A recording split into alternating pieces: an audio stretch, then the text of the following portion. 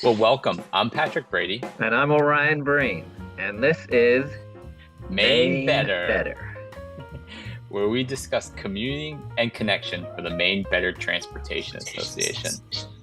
With us today is Senator Brad Farrin of Norridgewock and Representative Lydia Crafts of Newcastle to give us a bipartisan view of the big transportation news coming out of the legislature and the Transportation Committee.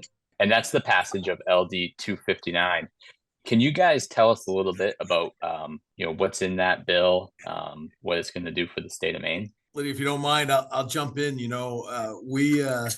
We've talked about sustainable long-term funding for the transportation in the state of Maine for a number of years. Going back to, there was a Blue Ribbon Commission that some of the new members on the Transportation Committee got probably sick and tired of me bringing up and mentioning time and time again. And one of the things that was in there, and it actually was with Representative Wayne Perry from Arundel, was taking money from the sales tax of automobiles, which ultimately is the end user of our infrastructure in the state of Maine, and instead of going to the general fund, applying it to our transportation budget. As you know, for a number of years, we bonded $100 million at a time. And this governor was one of the first ones that actually put some sustainable one-time funding into the transportation budget. So we thought that this was an opportunity to move a bill that they talked about in taxation with this sales tax piece and apply it to the funding. I would just add on to that, Senator Farrin's leadership and folks who have served on the Transportation Committee for sessions prior to mine, as this is my first, have really led the way in demonstrating the need for some long-term plan, and that I think the Maine people are right there on board with us. I hear over and over again from my own constituents that what we've been doing isn't working, and we need folks in Augusta who are willing to try something new. And as Senator Farrin referenced, we had the Blue Ribbon Commission, we had bipartisan support. We have a state budget that allows us to talk about solutions that really meet the needs of all Mainers and all of our infrastructure needs across the state. And this was a great suggestion and a great proposal. This is my fourth term on transportation, right? We start off the introductions with about how transportation is a nonpartisan issue. It affects every Mainer from northern Maine to southern Maine to the coast to the inland, whether you're talking about our ports or our railroads or anything in between. And that was drilled into my head by members before me. One of my mentors and good friends is Senator Bill Diamond, who I served on that Blue Ribbon Commission with.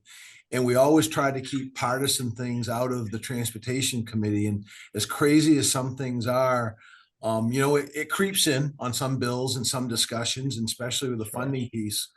But in this case here, in my opinion, and with Representative Crafts talks about on this, is that, we originally talked about taking 100% of the sales tax, and that was a big number, and folks couldn't quite get there. And it was, through the appropriations process and everything down, we did get to a good place where three Democrats, Representative Crafts, Representative White, and Representative O'Connell voted. We had a majority vote on the budget, and if it hadn't been for them to stand up and do the bipartisan piece about what was best, I don't think we would have ended up where we would. It would have went down in partisan flames. And they showed a lot of courage and a lot of foresight to look at what was best for infrastructure funding in the state of Maine. And the governor agreed, right? I mean, the governor got behind this and signed it. So hats off to that history and lineage of bipartisanship on the Transportation Committee. But I would also share, that Senator Farrin and Representative Perry leading the Republican caucus in transportation really use their institutional knowledge and their understanding of transportation policy to guide a policy that makes sense, right? That doesn't play to partisanship and division, but really brought the majority of us to the table to talk about it, and eventually all of us, right? That we were able to get folks on board and reach a compromise. And it is what people send us to Augusta to do, right? It is hard work, but finding a solution within that can overlook the partisanship is really crucial. And I frankly think is what makes the Transportation Committee such an effective committee in state government. can you speak at all to sort of some of the kind of the give and take, or what some of the issues that ultimately people were able to compromise on were? I can just give you from my perspective was conversation and dialogue and trust in what's being presented. I mean, when I offered the amendment for this, it was for 100% of the sales tax. It was for moving 35% of the state police that the transportation budget does now. It was a big ask, right? The Blue Ribbon Commission identified 235 million of unmet need, and during this process, Commissioner Van Note actually said it was close to 265 million now. So went in with the complete ask of everything, and it was obvious that wasn't going to get to where we needed to do to have a majority budget. And it was through conversation around what we call the horseshoe and nodding and kind of agreeing and looking at things to get to a place where we could. And when we did get there, we voted out of committee 50% of sales tax on vehicles and parts, and appropriators took that, right, and did some language tweaks and got it down to 40%, which is still gets us the 100 million with the 53 million from the liquor cascade. It gets us where we need to be from where we were talking about, and that was a process of bipartisanship, I think, through the process. Totally agree with that. I think that the appropriations piece of it is as crucial as what happens in committee, and making sure that the language works, that the fiscal policy, that we can meet the demands. And I think, just as Senator Farrin said, looking at sales tax, the sales and use tax, making sure that the numbers still worked, right? The thing that we all could agree on was preventing a shutdown, that no one on our committee or in appropriations or in either of our party could stomach the idea of folks being out of work and our state departments shutting down. So keeping us moving forward and reaching a point where we could feel good about what the future looks like in keeping transportation funding solid and sustainable was critical. Well, they say that appropriations is where bills go to die, right? So when you make it out of there are so many great ideas and great projects and programs and bills people have, but how do you fund it is the big question, which in these final weeks of legislature, that's the big thing that's happening, right? Absolutely. I mean, I'm sure I know Representative Crass has some bills. I was just talking about funding for our Maine veterans homes this morning. There's a number of bills there that are still on that table. And it's funny, we have a mini highway budget. It's not like the appropriations table. We have a highway table, and we went down on Friday to move some of the projects like the suicide barriers over on the Penobscot Bridge and some other things. And one of the things we found while doing this analysis and moving bills off was that there was some language about taking $40 million out of this deal out in the 25 and 26 budget, and Representative Crass and myself and others looked around the table and said, we can't do that. And just so you know, I confirm that bill is dying on the appropriations table, so we don't have to worry about that piece. But you got to keep your eye on it all the time, and that's part of the institutional knowledge as you move on with term limits and other things that you want to share with members of transportation, so that we continue to do this good work into the future. Yeah, and there will always be competing interests. It's a hard response to say no. It's tough when you have great projects and great policies before you. What I do know is there's strong consensus that the folks who elected myself, and I'm sure Senator Farrin, are looking for solutions, have seen that the gas tax is not sufficient in meeting our department needs. $100 million of bonding with $15 million of debt service isn't the kind of financial planning that I want to be responsible for. I don't want that to be my legacy in Augusta. And so saying no, right, drawing some lines, figuring out what doesn't get funded, it's uncomfortable and it's hard to sit in that discomfort, but it is honestly, I think, the important work that we're all trying to accomplish here. And at the end of the day, to feel like there are still celebrations while simultaneously, the inevitable disappointments. All right. What do you think was the reason this could get done now? versus a year, 2, 3 years ago, or was it just the shutdown, or do you think there were other competing factors that made it all come together? I'm sure Representative Crass has her things that pushed her along or in her caucus. I mean, I was quite honestly was, hearing about the record revenues and there was talk. I mean, the governor put $200 million in her budget. There was talk about taking 100 million of that for some of these other competing interests and doing a bond. I put the bill in with Maria Fuentes, right, with the organization, who's just as a placeholder, just in case we didn't have funding, in case everything went out from underneath it. But when we saw these revenue projections and another $900 million change package, Republicans said, this now, when's a better time, right, to do this? And we're certainly not going to propose additional spending. And I also think, given credit to our folks across the hall in Augusta, right, taxation committees next door, Representative Andrews had put in a bill to 50% of the sales piece, and it passed unanimously out of that committee. So knowing that there was a bipartisan flavor across the hall made it, I think, easier for us to have that discussion in transportation. And I would just share that, revenue forecasting has looked so strong. Things have been strong coming out of the last few years. And knowing that we have been able to budget for this, that, right, the governor has been able to put money in her budget to fund this, that we wanted to continue in a funding model that veered away from bonding, that didn't return us back to increasing debt. And, I think that type of sound policymaking, as we saw come out of taxation, it strengthens the resolve, I think, to see other members of both caucuses come out in strong support of good policy. What other things that's happened in the Transportation Committee has excited you this year, or that you see that if it didn't move forward this year, that you think might move forward next year? I'm deferring to Representative Crafts on this one.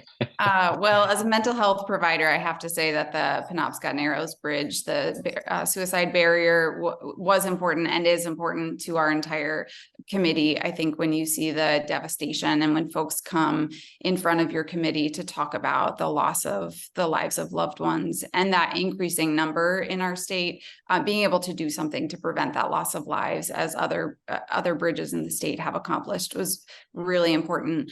I also appreciated the conversation around regional needs and looking at some of the northern section of the state and what have been overlooked or underfunded, and being able to emphasize that we want to make sure that whether you're in rural or urban communities in our state, that the department and our committee really understand that we all bring value to the state, and whether that's economic or social value, that we have a broad state with thousands of miles of coastline and varying economic drivers. And we want to make sure that folks feel heard, right? That you may still be 4, 5, 6 hours from the Capitol, but that folks here doing this work are listening and are taking a multitude of needs into consideration when we're prioritizing dollars, helping the department identify, in their work plan, what the committee sees as important work, and making sure that folks are heard. Ditto, and I'll add, there's always the perennial things that come up, inspection stickers, right? In the inspection program. And you know what, once you get past the point of whether you believe we should have an inspection program or not, when the committee makes a decision that it does provide safety for Maine residents, and the committee historically has supported that, even though some members, actually put in bills to change it to different things. I took a bunch of heat from my caucus because we've supported Bruce White's inspection program, which would make it, bring it to the electronic piece so that we could do that without the paper stickers back and forth, and also increase the fee, because in the fee piece doesn't go to the state. This is for your garage owners who's doing the work as minimum wage has gone up. And it's like, everything I heard was, well, it should be every other year. It shouldn't be on new vehicles. And I just referred them to the 8 megabyte document that we had the stakeholders group, including garage owners and the state police. The transportation group does their work. I mean, we don't just go with the flavor of the month, and to have that come up every year. And then when you talk about a fee increase, or you talk about the program itself, you would think it's the first time that we've ever talked from our colleagues, right? That look at us like we don't know. And we had another unanimous report out of committee about how to do this. And credit to the House. The House passed it. It was me and Senator Pouliot were the only two that voted for it in the Senate, because they didn't have the gumption for a fee increase and whatever. So that's one that comes up. Another big one, is the rail trail use, whether it's rail for future or rail trail or whatever. We go through those bills every time, and people are passionate about it. And the good news is we have a process. We have the Rail Use Advisory Committee, and it's clearly laid out how to do that, but politicians get in the way of that instead of just telling what it is, and we need to stick to that and go through. So those are a couple things that seem to come up every time that we always got work to do on. Yeah, that's the great news, right? Our work is not done. There's more to come. What's the worst road in your district, would you say? I would have said our stretch of Route 1 from Newcastle up through Noblesboro, but they're in the midst of paving it now, so I can check that off my list. My stretch, even though we're redistricting, it's not technically my district anymore, but the stretch of 201 from Jackman to the Canadian border, I used to, the selectmen would threaten me when I went up there to duct tape me and put me in the trunk of a car and drive me over that road. And it is getting some work, but it's pretty bad for a main thoroughfare of our commerce into the state from Canada. What was your first car? Oh, I had a white VW Fox. Ooh. Wow. I had my mother's hand-me-down, a silver Chevy Monza. I'll admit I don't know either of those cars. There wasn't much to know with the Fox. People love doing road trips in Maine. So my question, you can either answer either of these, what's the best road trip you've ever had, or what is your favorite lesser known spot in Maine? I love quiet, and I love traveling down east. My family, we love Lubec, and we spend some time on Campobello Island, and it's nice and quiet. The water's nice and cold. You don't last long when you jump in, and it's a beautiful area. I live on the Kennebec River in Norridgewock, born and raised there, pretty proud of it. And my family's there. And so we travel upriver to the mouth of the Sandy, where the Benedict Arnold Trail, right? And we can take our little pontoon boat up there and drift down through the river. And it's getting more popular all the time. People are finding it. We used to be very few, but traveling and floating down through the Kennebec River is pretty special. I think that's all I got. Anything else, Orion? No, thank you so much, Lydia and Brad, for all your work in the state legislature and on the transportation committee, and staying up some of these late nights trying to get the work done for this year. When you see the work of somebody like the transportation committee, which really is interested in facts and science and working together and coming up with reasonable compromise, it really is a model for the entire state government. So thank you both.